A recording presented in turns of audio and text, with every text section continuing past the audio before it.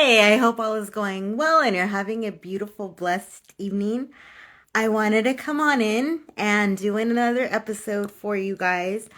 As you guys may or may not know, I found an app that allows me to transform my videos into audio. So this video will be available on my audio podcast later. So this is a official episode. And so what I want to talk about today is two things. One, it is Judy Heumann's birthday today. And Judy Heumann, for those of you who may be listening and may not know, is the mother of the disability rights movement. She is considered the mother of the disability rights movement that started in the late 60s, early 70s. And it basically began because Judy was denied the right to become a teacher. And this happened when she was 22, so I believe it was in 1970. And she was denied the right to become a teacher because she had a disability, and back then you needed a physical in order to become a teacher. You needed to pass a written test, as teachers do nowadays, but then you also needed a physical to make sure you were physically fit to do your job. And Judy, quote unquote, failed her physical because the doctor asked her, "Can you show us how you go to the bathroom?" And Judy said, "Is that a requirement of me as a teacher to show people, to show students how to use the restroom?" And they're like, "No, but we need to see how you would do it." Of course, they, for some reason, wanted to get really personal and get in her business about how she handles her own personal life. But, or I should say, so what Judy did was she did not get the job. Initially, she did not get the job, but then she sued New York for the right to become a teacher. And she was ultimately made the first teacher in the United States with a disability, and she worked at the school that she went to, PS 219, for I believe she did an interview once that said she worked there for about 3 years. So today is a day that I believe that the disability community and all of our allies should be celebrating, because Judy was not the only voice, but one of the major voices in the movement to say that we actually have a voice, because we were seen as non-citizens at that point. In the 70s, we weren't even, and I say we as the community, we were not even paid attention to, or it was not even thought that we would amount to anything. So we weren't offered education. We were not offered education until 1973, I believe. And I was just watching Crip Camp. My parents were jokingly saying, "Oh, we're gonna leave the TV to her and she's gonna turn on Crip Camp," because they know what today is. So they know how important that is to me. So in 1972, 1973, we as a community gained the right to go to school and be in classrooms. But it wasn't perfect, and it still is not perfect. It's better. But the non-perfection that I'm talking about back, say, in the 80s was that students, and I know this because I lived some of it, students were segregated from their friends and put into the kindergarten yard in order to be kept safe, because the kindergarten yard was often fenced off and had a whole different set of classrooms.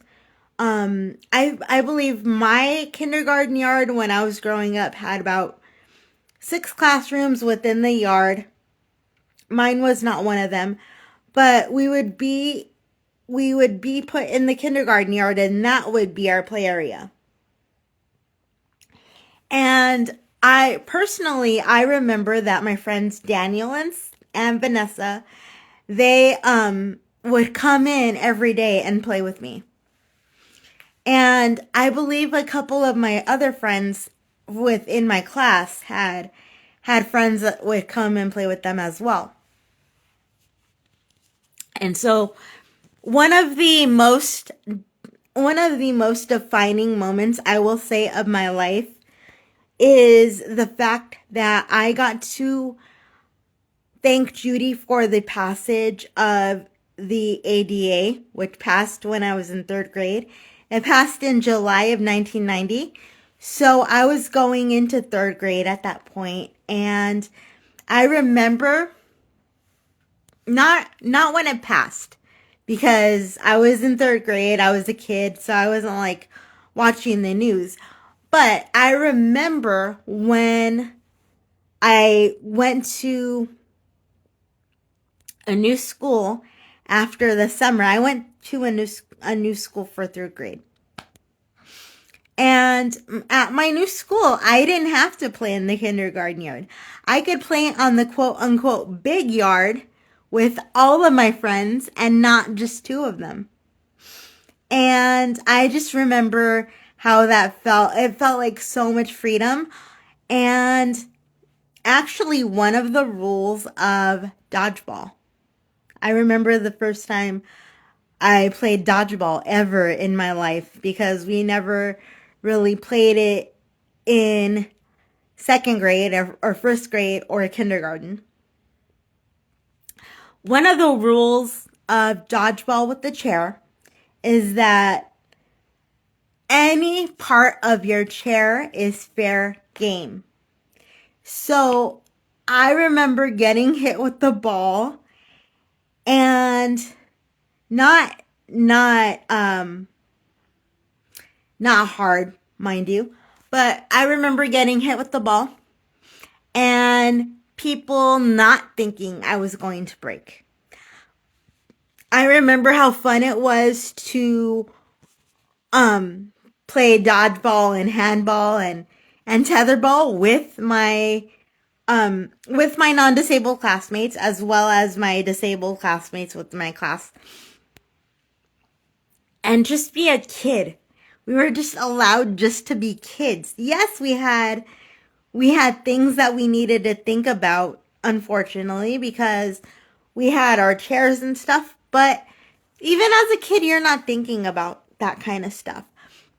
So all that to say is that I got to thank Judy for the passage of the ADA, and she knew that encouragement notes existed, because I told her, because I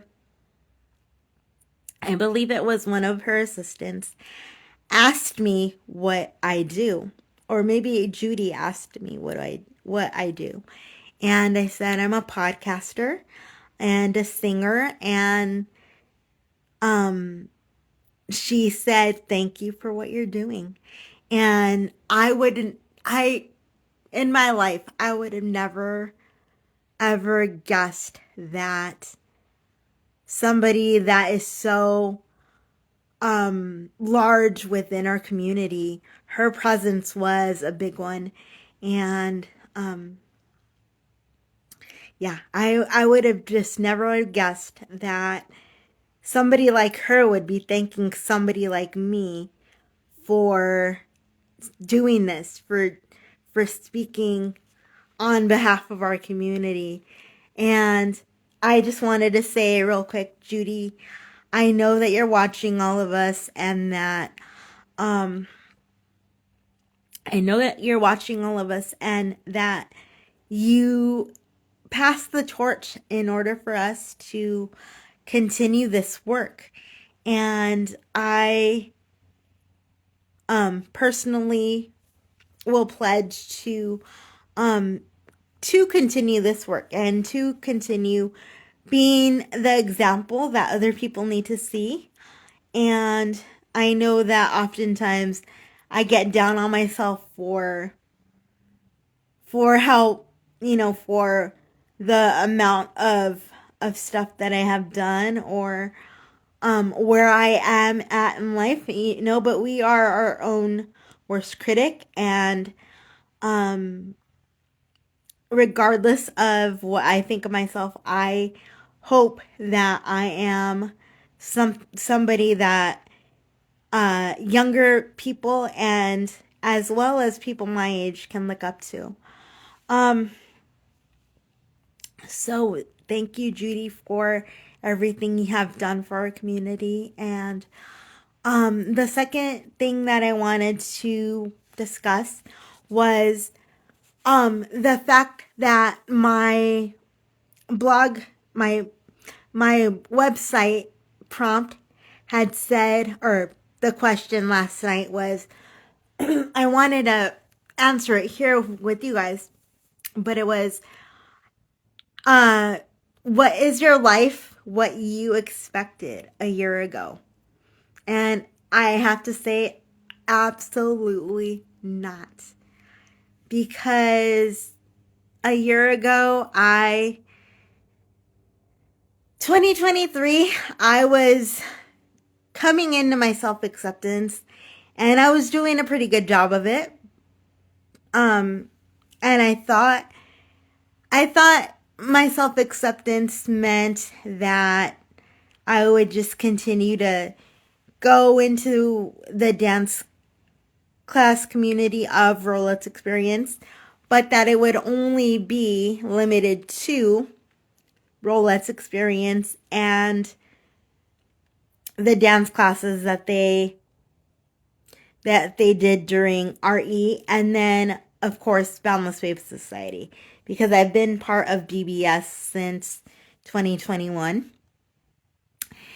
And so I thought, okay, this is it. This is what my experience is, and this is what it's going to be. But as you guys know, in 2023, I got a phone call from Lanterman, and that phone call changed my life for the better. No pun intended. No wicked pun intended. Or maybe wicked pun intended. But the work that I've been able to do with the team that I've been able to do it with has just been so fulfilling, and I love each and every member of the team. And sometimes I have to pinch myself. A lot of the times I have to pinch myself, and I'm thinking, why did they pick me?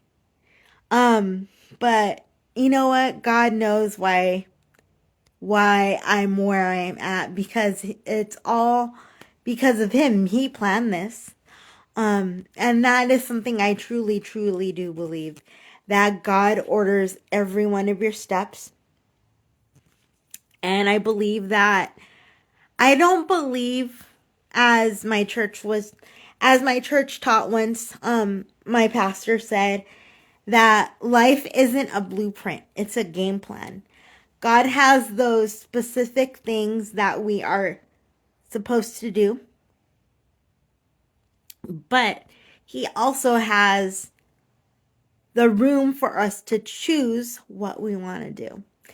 And I believe that the advocacy part of my life was meant to come out in, you have to do this, because people need to hear your voice. And I just hope, like I said, I hope that through all the advocacy that I've done and will do, and I hope to do more. And if you guys know me well, you do know that I hope to do it in theater as well. Um, and on the performing note, my chair, Indy, just made her debut at church. Not at church, just for the sake of going to church, but at church on stage.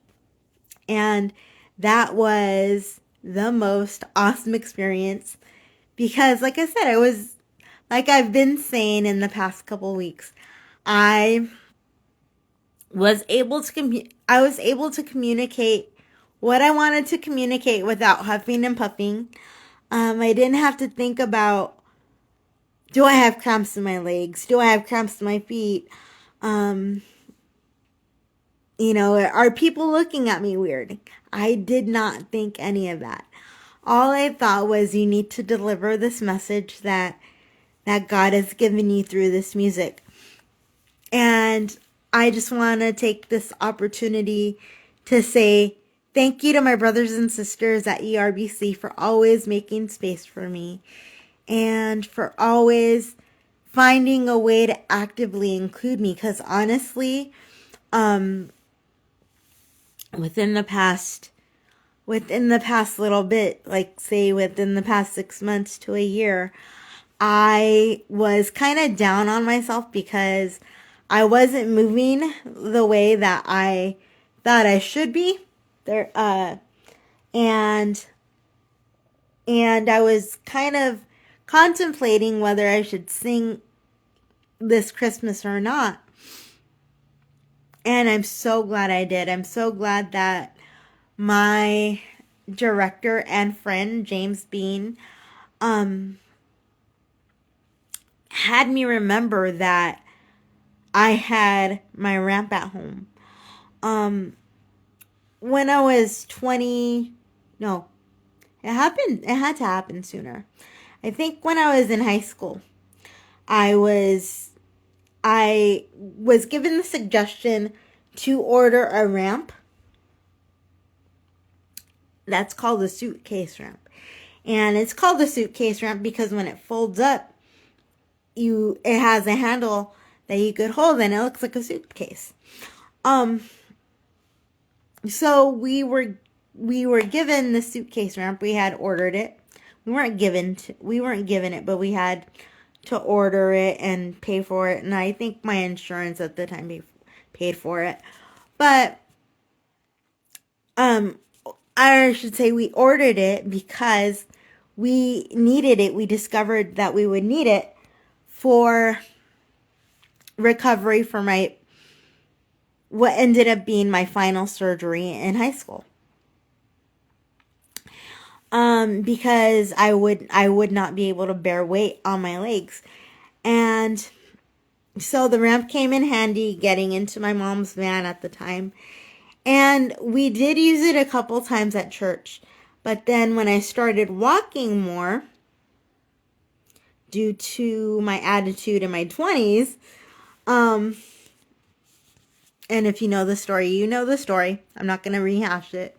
But when I started walking more, we took the ramp back from the church and just kept it in our garage.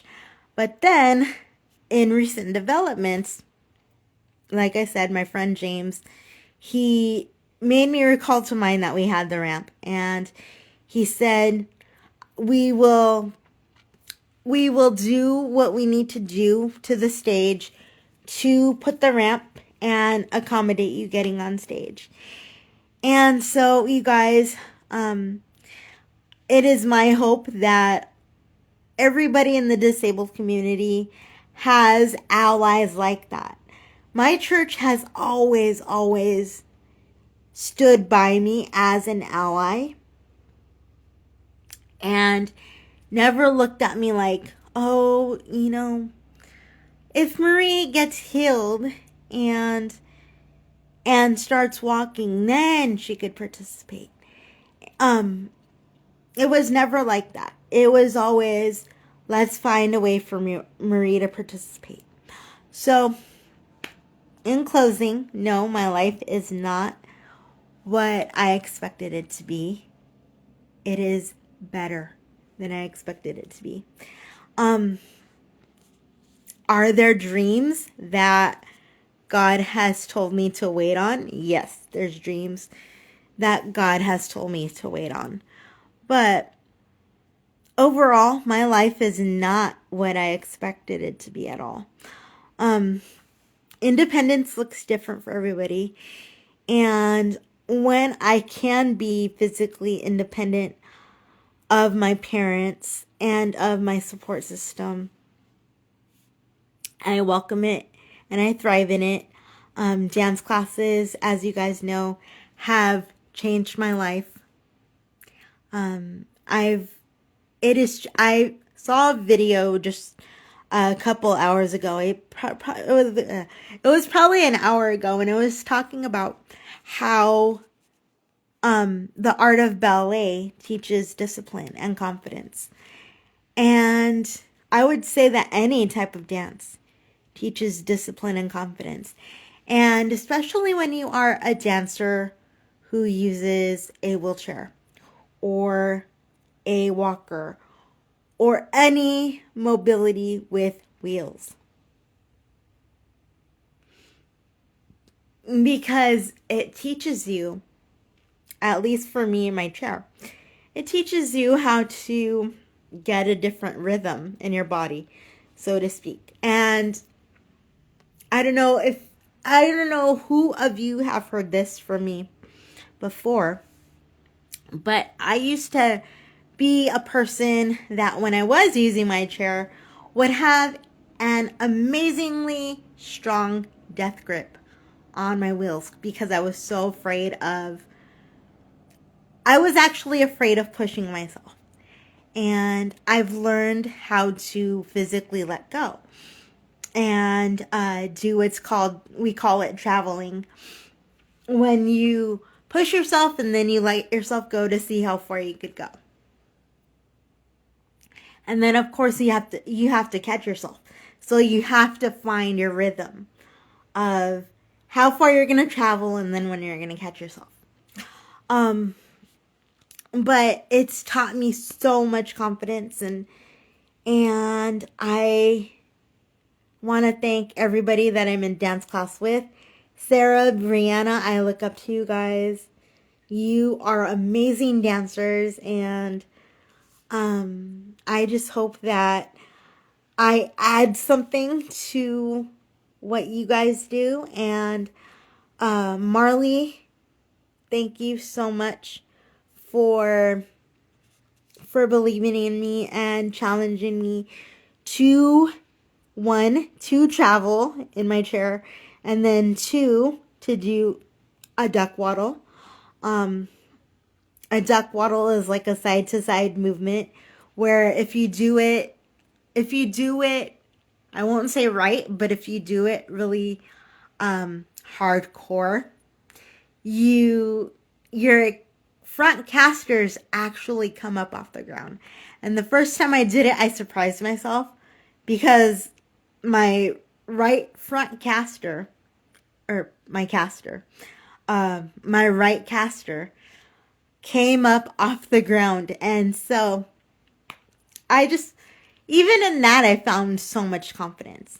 But I just wanted to say thank you for everything to my dance community and Judy Heumann. I know that she's watching over us and that she is rooting for us to continue the work of the disability rights movement, because it is not over. It will never be over. There is so much more work to do. And like I said, I'm committed to being one of the voices that does that work. And I want to say that I am committed to being a feisty disabled person. Because like my shirt says, if you don't demand what you believe in for yourself, you're never going to get it. So I will talk to you guys later. I love you. And by the way, that quote came directly from Judy Heumann in the 70s. She said it during an interview that she wanted to see a community of feisty disabled people who will not accept no without asking why. So right now we are asking why certain things are happening, and we are not going to go quietly. We are going to be loud about it, going to be opinionated about it, and we deserve to be in the world. We don't deserve to be hidden. We deserve to be out there in the world making a difference just as any non-disabled person would. I'll talk to you guys later. I love you. Be well and have a great night. Bye-bye.